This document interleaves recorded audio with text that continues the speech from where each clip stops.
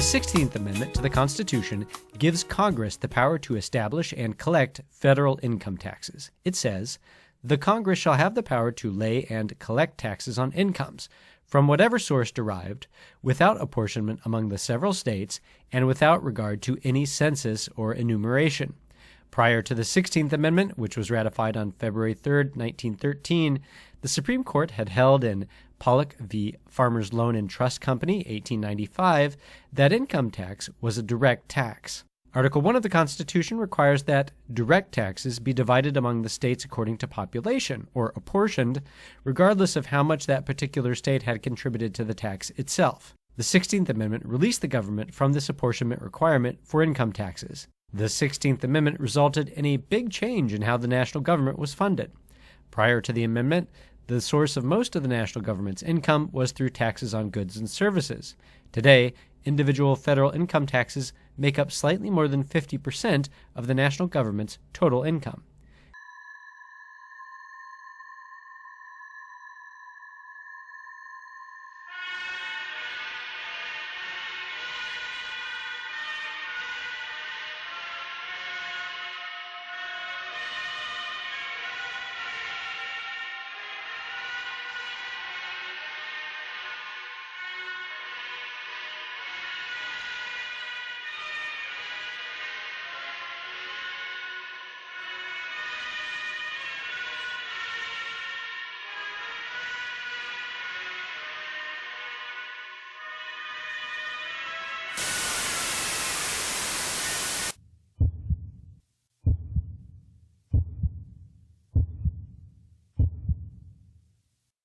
What is going on out there, peeps? Look I want to get back to this because something interesting has popped up.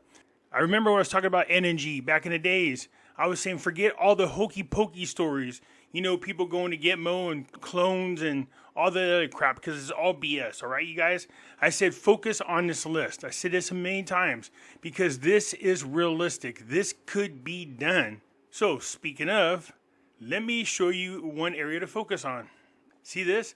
Abolish income tax, abolish IRS, create a flat rate, non-essential, new items only, sales tax for revenue for the government. And this is what I was saying, that the things on this list are very realistic. So get away from the Hokey Pokey stories. Focus on this because this is important. Because this right here, if Trump gets in, is most likely going to happen. We should not, and we will not respect those who get rich by cheating everybody else. So today I want to send a clear message to every boardroom, every executive suite across America. If you scam your customers, exploit your employees, pollute our environment, or rip off taxpayers, we will find ways to hold you accountable. That was Hillary Clinton earlier today in Toledo, Ohio, slamming Donald Trump, saying he's not releasing his tax returns because he hasn't paid any income taxes, and the New York Times story basically points to that. However, my next guest says that's not illegal, but the U.S. having even an income tax is. He's former presidential candidate, former Republican Congressman Dr. Ron Paul. He's with me now. How is the income tax unconstitutional? Well, you know, it was ruled unconstitutional during the Civil War period because there was no explicit authorization for it. Then they came along with the 16th Amendment trying to give it the authority, and some people will argue about that. And it's also arguing on whether the 16th Amendment was legitimately passed. But let's assume that's never going to change. The real unconstitutionality of the tax code and the income tax is the way they collect it, because it is assumed you're guilty until proven innocent, and that turns the Constitution on its head. So it's a method of collecting revenues in a very unconstitutional fashion. I remember in one presidential debate, one of the Republican candidates was sort of lamenting, you know, about half of the people don't pay any income tax. And I said, we're halfway there, because really, if you're living in a free society, the founders didn't intend that if you had the proper size government, there would be no income. The real problem with the income tax is the assumption is made that the government owns you, controls you, and controls 100% of your income, but permits you to keep a certain percentage if you obey the rules and fill out the forms and make yourself vulnerable to everything the government does. But in a free society, you should have, in the natural rights, you own your life, you ought to own all the fruits of your labor, and the whole country would be better off if we had a tax system like that. Yeah, Dr. Paul, the attitude is that the U.S. government owns everything that you earn. That's the attitude. And you point out the IRS is, you know, you're right that you're guilty until proven innocent. There's no, you know, due process, really. I mean, the IRS does try to, you know, settle tax disputes, but it's really tough and it's so arduous. And, you know, the issue of fair share, Hillary Clinton really trying to, you know, double down hard on this. I mean, the U.S. tax system is already really progressive. 2/3 of U.S. households get more in government benefits, and they pay into the system in taxes, rather. I mean, it isn't progressivity. I mean, I think you've said Karl Marx would love the U.S. tax code, how progressive it is. Marx designed it that way. His second plank is a progressive income tax. His fairness business is a bunch of baloney, really, because what they're saying is if you don't pay your fair share, then you're not participating. But how is it fair that the government arbitrarily says it's fair that if you take something from one group who are productive and give it to another group because maybe they're on the take from a government contract and doing some useless things? And you know, we do complain about the welfare state taking from one and give it to the other.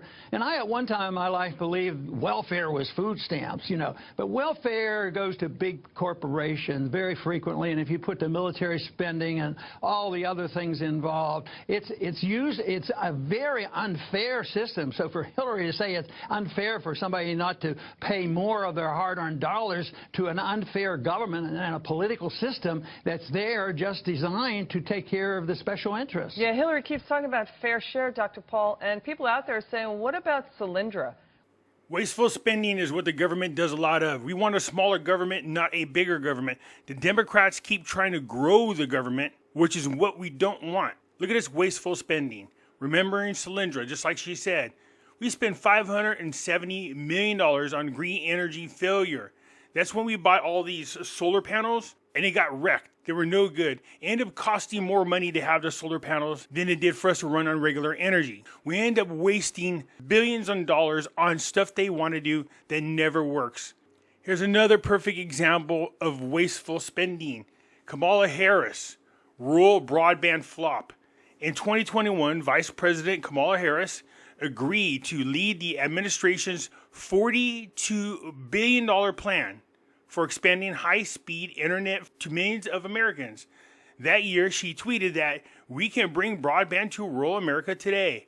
Today, nearly 3 years after Congress passed the infrastructure bill that created the program, not one single home or business has been connected through it. They don't have no broadband. Where did the money go? Not a single person was connected to this broadband. So why aren't people during her interview asking her where the hell the $42 billion worth of money she was given for broadband for all of America, where did it go? All the money blown on green energy policies wasted there. Where are the shovel-ready jobs? So this is the first time in U.S. history, modern U.S. history, that we haven't had 1 year of 3% growth since 2008. Yeah, and you know, they talk about, well, there's these problems. They say, well, we can pay for this by getting rid of waste, fraud, and abuse. But everything the government does is waste, fraudulent, and abusive and corrupt because there's always special interest. And this is why voting Trump in office is going to make a world of difference. Elon Musk is going to be tasked to audit all of our departments to figure out where the wasteful money is going. This is why they want to stop Trump. They don't want to do an audit. They don't want the American people to find out the truth about where our money is being wasted. In addition to that, you're going to have RFK Jr. He's going to come aboard and take care of the food. You understand that we have food products that have poison in them, like coloring and dyes that are banned around the world because they're poisonous, but yet we have them here in America? That's what RFK Jr. is going to do. Make sure our food is healthy. Make sure our vaccines are healthy. Make sure our medicines are healthy all over again. So you have one person, Elon Musk, who's going to be auditing all of the government. This is going to be very interesting. You have RFK Jr., who's going to be taking care of the food and the medicine part of everything. And you're going to have Trump. Trump is focusing on restoring the constitutional republic. And when I say restoring it, I mean like restoring it way back to the good old days. You know, in a free society, a constitutional system, you know, we wouldn't even be entertaining these ideas because, you know, the income tax is very abusive. But I know we while I was in Washington, we talked a lot about taxes. As every campaign, we end up hearing this. But taxes isn't the thing to look at. Taxes, what we have to look at is the spending. As soon as the government spends money for political reasons, you have to either have an income tax, you have to have a sales tax, you have a flat tax, or they borrow the money, that's a tax on the future generation, or you have the worst, second worst, is the inflation tax. You know, you just print the money and dilute the value of people's savings, and that goes on forever. So it's big government spending its debt, and we have to change the minds of the American people that they don't have to accept this liberal philosophy that deficits don't matter, debt is good, the government should spend money. If they don't have enough, spend more, print the money, and that's how you go to prosperity. I mean, why work if it works? Yeah, right, Dr. Paul, why work if you just print and spend your way to prosperity and tax too? Well, that is especially true for the people who issue the reserve currency of the world. Yeah, because that's the point. If anybody thinks that's going to continue, we certainly don't have to work, and that's one of the reasons we export jobs, because we can export our money and our inflation. Dr. Paul, thank you so much for your time, sir. Really appreciate it. So if you guys remember, Trump tried to bring us back to the gold standard. Small government, gold standard, and there's other steps he's going to take that's going to blow your mind. But let's remember, Trump and the gold standard, he wanted this, and people were saying, no, it's not going to work because of this, because of that. They're going to find a way to make it work because they're not just doing one small step. They're going to do multiple steps at the same time. Bringing us back to the gold standard, what that does is literally limits the amount of money the government can spend and makes government smaller. Now you can understand why the Democrats hate this. So if you look at inflation, look at this. When Trump came in 2017, it's 2.1%. He got it down to 1.9%. 2019 is inflation at 2.3%. In 2020, it was still at 1.4%. When Biden came in, it was at 7%, 6.5%. And what this is doing is eating away your savings, your nest egg. That's why you better be invested in the gold and silver, physical gold and silver. So we get back to NSG. What are the two things right here that are on the list? Abolish income tax. Abolish the IRS. How realistic is it? And does Trump have any plans on doing that? A lot of people are worried that attaining the American dream at this point in time and in the near future is going to be unattainable for this upcoming generation, which I have kids that are part of that generation. How many kids you have? I have two, a 17 and an 18-year-old. Good. Now, I believe one of the biggest hurdles we have when it comes to attaining that American dream is overtaxation. Yeah. When it comes to federal taxes, right. I know we're going to bring back, I'm sure you're going to start back up the pipeline, right. the Keystone Pipeline, in 2 minutes. which is going to generate an abundance of revenue. Right. Also, with the tariffs that you've spoken of. So my question is, with all this extra revenue we're going to be bringing into the country, so do you believe at some point in time we could find a way, once the country's back on its feet and getting enough revenue and paid off our debt, do you think it's possible to find a way to eliminate federal taxes? There is a way. And how do you feel about it? You know, in the old days, when we were a smart country, in the 1890s and all, this is when the country was relatively the richest it ever was. It had all tariffs. It didn't have an income tax. Yes, sir. Okay? Now we have income taxes, and we have people that are dying. They're paying tax, and they don't have the money to pay the tax. No, in the old days, 1890, 1880, we had so much money, they had to set up committees, blue ribbon committees, how to spend our wealth. We had no idea how to spend it with so much money. Then we went to the income tax system, and the rest is sort of history. But no, there is a way. I mean, if what I'm planning comes out, it's a great question, by the way. Everyone could attain the American dream. You're a pretty sophisticated cat, you know. Everyone could attain the American dream if it wasn't for the high cost, the burden of high taxes, and we're taxed at every step of the way. Yeah. When we make it, when we spend regulations. And regulations. So I cut more regulations in 4 years than any other president by 4 times. Yeah, let's go. You were going to ask one question. So that was when he was in that Bronx barbershop. And now the idea is percolating to the surface. Peter Schiff, 3 hours ago, he said, now real Donald Trump is advocating eliminating the income tax, completely replacing it with tariffs.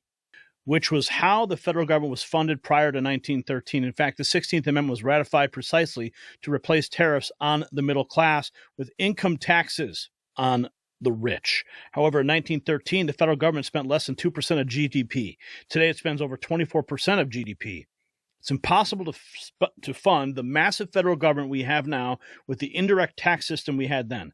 If Trump wants to return to the tax system we had prior to 1913, he would need to eliminate all government programs enacted since then. That would really make America great again. Well, I think he's on his way. Let's hear Donald Trump talk about tariffs with Dave Ramsey. It explains the whole income tax versus tariffs, and then we're going to go to Aaron Russo. We have so much fun. The word tariff to me is a very beautiful word because it can save our country, truly. And yet, I think because of graft, because of a lot of consulting payments and other things that given by other countries, we have so much fighting with politicians on using it. I saved our steel industries by putting tariffs on steel that China came in and dumped. And you know what they do? They dump and dump and dump. Everybody goes out of business. Then they buy those businesses very cheap, and then they raise the prices to higher than they ever were. That's one of the many benefits that they have if they want to do it. But by putting tariffs on, as an example, in the furniture business in North Carolina, it was so vibrant, and they stole our business. And they charge us, if you wanted to build a furniture place, if you want to sell your furniture in China, they won't take it. But if you want to build a plant in China to make furniture in China using their labor, they open it. We're doing the same thing. But a lot of people are, oh, well, we don't want to have tariffs.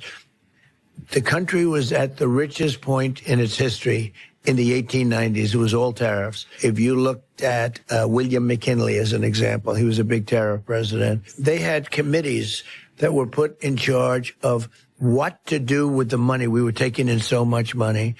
And McKinley would say, why should we let other people come in and steal our factories and steal our workers and steal our jobs? And why shouldn't we benefit? And he tariffed the other countries. And we made so much, and then they went to the income tax system later on. But they would actually they had a blue ribbon committee.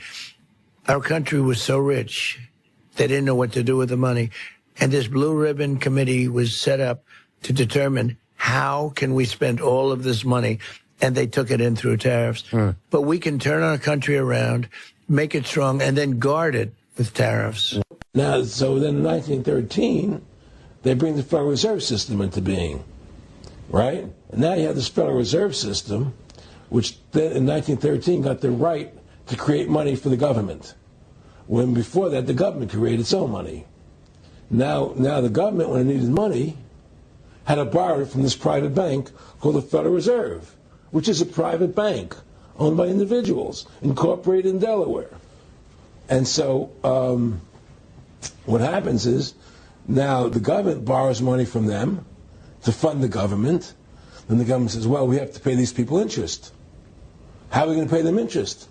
Let's impose a tax on the labor of the American people, which never existed before, to pay the interest to the bankers. In fact, in 1980, Ronald Reagan said not one red cent of your income tax money goes to run the country. It all goes to the Federal Reserve. Well, it was the Grace Commission report that said that not one nickel goes to the infrastructure of the country, you know. I guess Reagan quoted that, too. Right. And so, but the point I'm trying to make is that by creating this Federal Reserve System, the government now became dependent on these private banks for money. And they started taxing us, you see. And so now what happens is that in 35, I believe it was, Social Security started. And they gave Social Security cards, said not to be used for identification, the Social Security number right on the card, right? And through Social Security, they started deducting money out of your paycheck. That was the first time they were ever could take money out of your paycheck, because people agreed to it because they thought it was going to their retirement fund. And so then when they instituted the income tax again, they started taking money out of your paycheck because Social Security could do it. So then they could do it again. You see what I'm saying? And so now they've even taken control of the tax the tax payment itself. I mean, literally like you're a slave. They're Right. taking it right there when you make it. Exactly. They don't even trust the public enough to go send and them pay a it check. themselves, you know? Right. So they take it out automatically because they know people aren't going to want to pay it. So what's happened is that through the implementation of the Federal Reserve System, the government has become vested in these bankers, and they get their money from the bankers.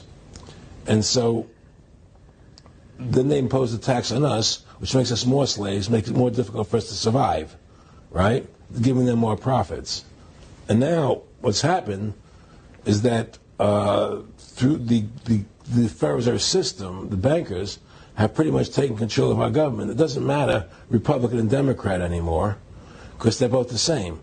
Neither one of them are talking about shutting down the Federal Reserve System or stopping the payment of taxes, you know, or any of the big issues that face Americans, right? So I had a friend, Nick Rockefeller, okay, who was one of the Rockefeller family, and he, when I was running for governor in Nevada, he came to me, introduced himself to me through an attorney, and we became friends. We started talking about things, and I learned an awful lot from Mr. Rockefeller. And one of the things that we used to talk about was the ultimate plan of the banking industry, what they wanted to accomplish. And the goals of the banking industry, not just the Federal Reserve System, but the private banks in Germany and England, all over Italy, all over the world, they all work together. They're all central banks. And they're all part of the Communist Manifesto. You know, central banking is one of the major planks of the Communist Manifesto. We talk about America being a capitalistic country, but yet at the same time we have a central bank that plans everything for us, right? And the graduated income tax is another plank of the Communist Manifesto, right? So right there you have two major planks of the Communist Manifesto that have been brought in because of the Federal Reserve System, okay? So the ultimate goal that these people have in mind is the goal to create a one-world government run by the banking industry, run by the bankers, and they're doing it in sections. The European currency, the euro, and the European Constitution is one part of it. Now they're trying to do it in America with the North American Union, right? And they want to create a new currency called the Amero, right? And the whole agenda is to create a one-world government where everybody has an RFID chip implanted in them. All money is to be in those chips.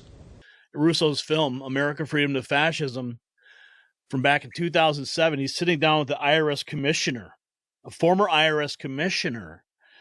And Aaron told me that this movie would not have been made if this interview didn't happen. This interview was an absolutely critical part of the film. And I'm going to share some of it with you right now, but I want you to make sure that you write down the name of that film if you haven't seen it yet and look it up on YouTube. It should still be there. But here is a portion of that. Not mandatory. And former chief counsel, all those guys I think can answer your question about, where in the tax law it says that you have to pay taxes. Wow, good news, I thought. So I called Sheldon Cohen because he used to be the IRS commissioner. He wrote the tax code, and he was also general counsel to the IRS. He is a true expert, and I couldn't find a better person to answer my questions. He graciously agreed to my interview. The reason I'm doing this documentary is because there are many people in America today who believe that there's no law that requires them to pay an income tax or file a 1040. And there are many people going to jail for it, fighting over it. The Internal Revenue Code is authorized by the 16th Amendment. I think it should be clarified. I think government should be transparent to the people. Why doesn't the IRS commissioner sit down with them and just explain it in clear English? Why? I don't think they really care. I think they're just playing word games. You don't think they're sincere people here? No, I don't think they're sincere people. What does voluntary compliance mean? And why does the IRS code say it's voluntary to comply, not mandatory? That's a word euphemism we use. We use voluntary compliance when we talk about traffic signals. Most people at 2 o'clock in the morning, do you stop at a red light? Yeah. Is there a cop there? Well, sometimes I don't. Well, I do, and most of us do. Most of us do. Right. But that's voluntary compliance. That was a complete perversion of logic. Traffic laws state that it is mandatory to stop at a red light. The IRS code says it's voluntary to comply. Mandatory and voluntary are the complete opposite of each other. Yet he wants us to believe that they mean the same thing. Your income tax is 100% voluntary tax, and your liquor tax is 100% enforced tax. The situation is different. So can the government criminally prosecute somebody of information put on their 1040? Yes. Right, so doesn't that violate the Fifth Amendment? No. But the Fifth Amendment says I don't have to do anything that incriminates myself. Well, it doesn't incriminate you to put your income down. But you said before I could be put in jail for it. The commissioner wants us to believe that although the IRS demands that you fill out the 1040 and you can go to jail for it, that they are not violating your Fifth Amendment rights of self-incrimination. That is absurd. Isn't it true that the word income is not defined anywhere in the Internal Revenue Code?